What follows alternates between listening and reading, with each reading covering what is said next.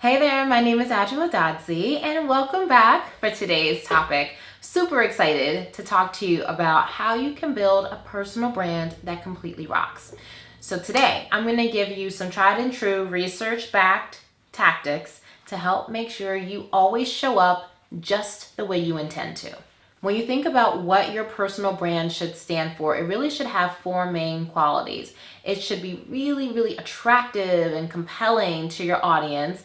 It should be well known. It should feel very real, so authentic or genuine, and it should be very, very consistent. In the balance of today's video, I'm going to talk to you about 5 different ways that you can make sure that your personal brand has those 4 main qualities. Celebrities are not the only ones that need to have an on-point personal brand. Every single one of us has a personal brand, whether we're aware of it or not.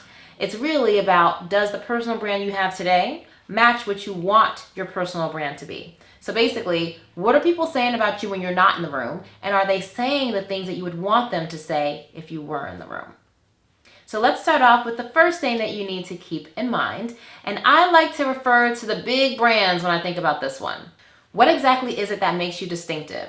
And I like to think about big brands when I think about this, or like major players in a space, because you can learn a lot from the big brands, even if you're not a celebrity and even if you're not running some multi-million-dollar empire. If you're just a regular person like me, you can still learn a lot from how big brands manage their brand. So I think about Nordstrom. Love me some Nordstrom.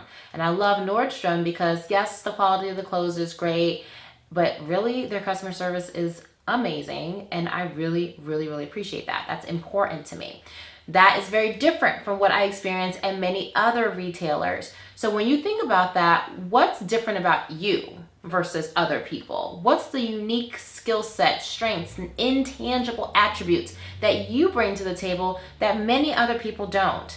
Your uniqueness, your diversity is something that absolutely can be a competitive advantage. And that's something that we can learn from the big brands. So I'd like you to think about your personal brand that way as well. What is it about you that makes you so uniquely special and different that everyone who knows you will absolutely highlight this as one of your strengths? That's something that you should really advocate for as you think about your own personal brand.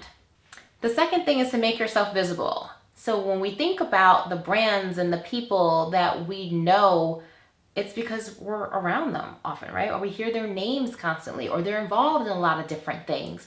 The same can be said for you. Be visible at work, be visible outside of work. Raise your hand for projects and assignments or presentations, even though that might not be at the top of your list.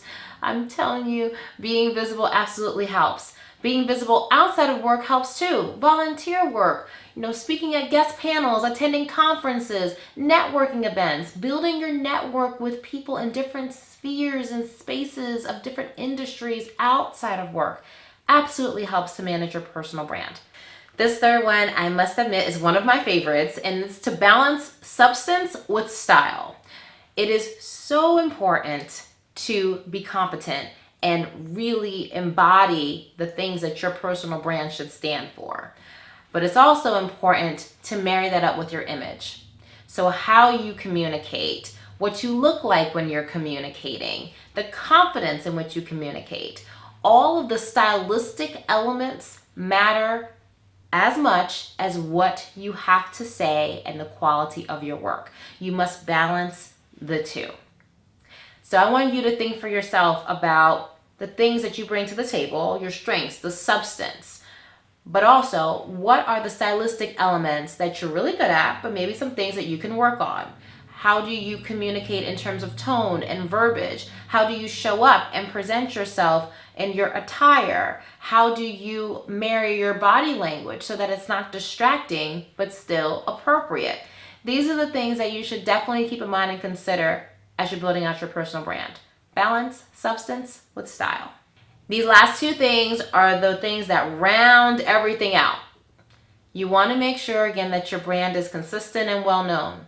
So how do you make sure that you're headed in the right direction? You get feedback. Just like retailers send out customer satisfaction surveys, you want to send out surveys as well. And I don't really mean a survey, although it could be, But even asking people, doing an informal kind of 360 about what your brand is currently, so that you can figure out whether or not it has the attributes that you wish it had or not. It helps you figure out where you want to focus. And then, of course, there's a whole process of reassessing. Even if your personal brand is exactly where you want it to be, people are saying exactly the things about you when you're not in the room that you would want them to say about you. Wonderful, but you can't just do this once and call it a day. You've got to consistently reassess what your brand is like. Maybe it's every 6 months, maybe it's every year, but establish a cadence for yourself to revisit the conversation around what's my personal brand at this point. And as you continue to mature and evolve in your career, your personal brand should evolve with you. So make sure it's continuing to showcase all of those wonderful attributes that you bring to the table. And if it's not, don't worry about it. Just follow some of the tips we've already talked about and you'll be there in no time. Now let's recap. In this video, we have talked about 5 different ways to make sure you have an amazing personal brand. And in order to have an amazing personal brand, it should have these 4 characteristics. It should be very compelling to your audience. It should be authentic and genuine. It should be consistent, and it should be well known. So in order to make those 4 things happen for your personal brand, here's what you should be doing. You should be learning from the large retailers or large media personalities with an amazing brand by making sure that you highlight your unique strengths as a competitive advantage. You want to make sure that you're very visible in the workplace and outside of the workplace in key networking opportunities. You want to make sure you balance all of that amazing substance you have with amazing style and approach. You want to make sure you're getting feedback on whether or not your personal brand marries up with what you want it to be, and you want to consistently reassess. 6 months to a year cadence sounds about right.